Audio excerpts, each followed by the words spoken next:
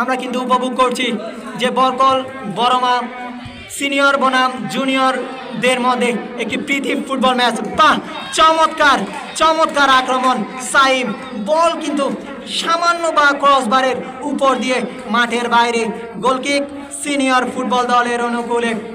দেখা যাক গোলকিক নেবে দলীয় গোলরক্ষক জিল্লো। দেখা যাক, অনেকটুকু লম্বা করে কিন্তু বাড়িয়েছিল, কিন্তু সেখানে প্রস্তুত জুনিয়র ফুটবল দলের দলীয় রক্ষণভাগের খেলোয়াড় মহিম।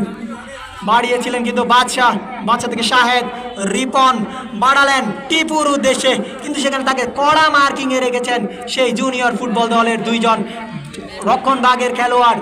কিন্তু সেখান থেকেও বাদশা বাড়িয়েছিল কিন্তু রোবেলের উদ্দেশ্যে, কিন্তু সেখানে সাইমের বাধা। দেখা যাক, মহিম বল অনেকটুকু হাওয়ায় বাসিয়ে বিপদ মুক্ত করার চেষ্টায়, কিন্তু সেখানে রিপন, বাহ চমৎকার, হোয়াট এ গেম প্লে। সেখানে আমরা দেখতে পাচ্ছি একটু আগে যে জায়গা থেকে কিন্তু একটি চমৎকার ফ্রি কিক পেয়েছিল কিন্তু সেই সিনিয়র ফুটবল দল। আবারও একই জায়গা থেকে সেই ফ্রি কিক। দেখা যাক কিং নিচ্ছে শাহেদ, কাকে দিবেন উদ্দেশ্য, সেখানে বল অনেকটুকু হাওয়ায় উড়িয়ে বল মাঠের বাইরে। গোলকিক জুনিয়র ফুটবল দলের অনুকূলে। এই বরকল এসজেড উচ্চ বিদ্যালয়ের মাঠ, যেখানে কিন্তু কিছুদিন আগেই সেই যেই ঐতিহ্যবাহী মরহুম মনিরুজ্জামান ইসলামাবাদী স্মৃতি রাত্রিকালীন অলিম্পিক মিনিবার ফুটবল টুর্নামেন্ট কিন্তু অনুষ্ঠিত হয়েছিল, এবং এরপরই কিন্তু আমরা দেখতে পেয়েছি সেই 30শে চৈত্র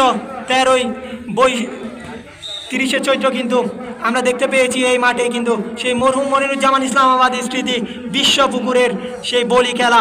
এরপরই কিন্তু আজ কিন্তু অনুষ্ঠিত হচ্ছে অত্র এলাকার সেই সন্তানদের দ্বারা সিনিয়র বনাম জুনিয়র ফুটবল প্রীতি ম্যাচ। চমৎকার, এখনো পর্যন্ত খেলার ফলাফল সেই 0-0।